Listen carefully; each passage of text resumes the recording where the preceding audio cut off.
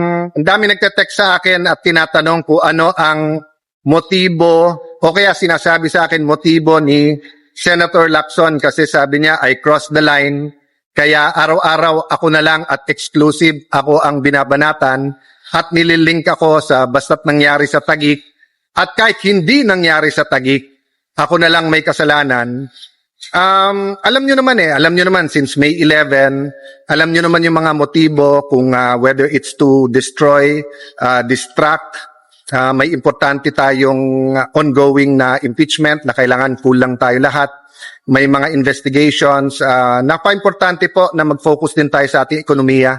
Napakamahal ng kuryente, mga bilihin tumataas. So I won't point fingers to everyone. I'll just focus on what I can do to help.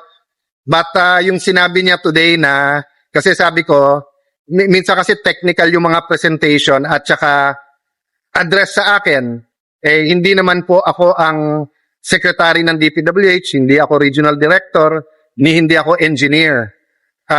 So sabi ko, pumunta na lang siya or kung sino man gustong pumunta para makita. Diba? Apples to apples talaga. Ito yung pondo, ito yung project. Ang sagot niya, saka na kasi hindi daw siya nagpa-practice mag-swimming, baka daw malunod siya sa baha. Well, Senator Lacson, hindi ka malulunod sa baha, sa Taguig, malulunod ka sa katotohanan. Yan ha. Pag panay kasinungalingan, ang nakakalunod, yung katotohanan. Awa ng Diyos, yung 30, 40 years ago na mga baha na 2 months, 3 months, hanggang waste, hanggang dibdib, no, lumaki ako sa Taguig po na ganyan ang nararanasan, no. But ang flood control projects po sa Taguig were ongoing. Then yung major po ay plinano nung martial law pa, pero na-implement to around 2001 yung road dike. And then panahon po ng Pinoy nagawa yung road dike. And then yung expansion ng road dike na pinipintasan nila ngayon na sinasabing flood control for reclamation. Yan po ay during Duterte time. At nung inumpisahan pa nga yan, iba pa yung congressman namin. But the point is, hindi ka malulunod sa baha dito. I mean, barring 10 days of rain or an extraordinary rainfall na may mabara. Kasi kahit pa paano, compared to the other Metro Manila cities, flash flood, or certain areas na lang po. But I continue to invite everyone, see the beauty of Taguig. Nagpaganda po nito, unang-una ang Panginoon. Pangalawa po, business leaders, community leaders, religious leaders. Of course, Lani played a big role of bringing everyone together. Moral uprightness, moral recovery program, tamang values is a big part of it. And alam to ni Senator Lacson, maraming side stories. So, ayoko pong madamay-damay. Medyo tumatahimik sa Senado, medyo we're getting buckle down to work. Maraming dapat i-focus, pero yun nga, isa lang ang gusto niya i-focus, wala naman po tayong magagawa doon, kung hindi, as he does his worst, we will do our best, as he spreads lies, we will spread truth. Having said that, panahon na ilahat. So hindi lang po ako nagpapaulit-ulit, pero Nettie Vasquez, as you said, laban, yes, itutuloy ko po, sabi ko nga sa inyo, in different ways. Pero ang pinaka-powerful na way dyan, surrender to God, lift it up to God, pray, magbuo ng communities at tanungin sa Panginoon, ano ang atin mga next step as a community. Pero syempre, the local government, barangay, all the way to the national government, we should always demand what is the best.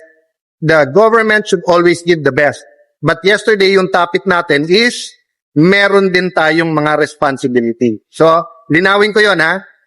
As we demand the best from government, we also have to demand that we be responsible as a community and ask ourselves what we can do. Diba? Sabi nga po ni JFK na naging famous, diba? Ask not what your country can do for you, but what you can do for your country. So dadagdagan ko yon, diba? Demand the best from your government, but also ask yourself what you can do for your country. So kung nakalagay po sa ating pong Lupang Hinirang o National Anthem, kinakanta natin ang mamatay ng dahil sa iyo. So that means we should be ready to give our life. So yes, handa tayo sa mga kaso. Kung talagang ikukulong nila, ikukulong. But that doesn't mean we will volunteer. Siyempre, ilalaban natin yung katotohanan. So God bless you guys. tuloy-tuloy yung prayers, spend time with the Lord today. Thank you very much sa lahat sa inyo sa encouragement. Eto na mga kababayan, tuloy ang bakbakan ni Senador Alan Peter Cayetano at itong si Pinky Lacson mga kababayan. Eto, may bagong live uli si Senador Cayetano at sabi po niya na tuloy ang laban.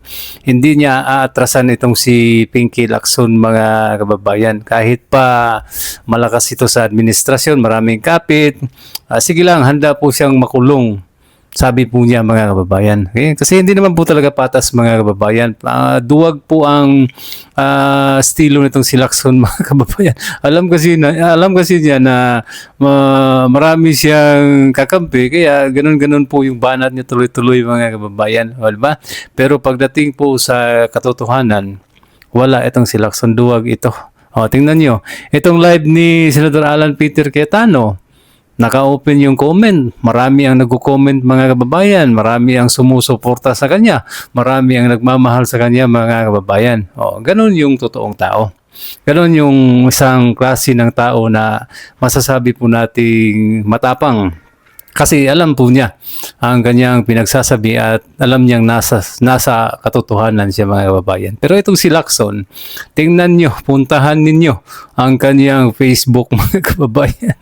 Naka-hide po yung comment section po niya.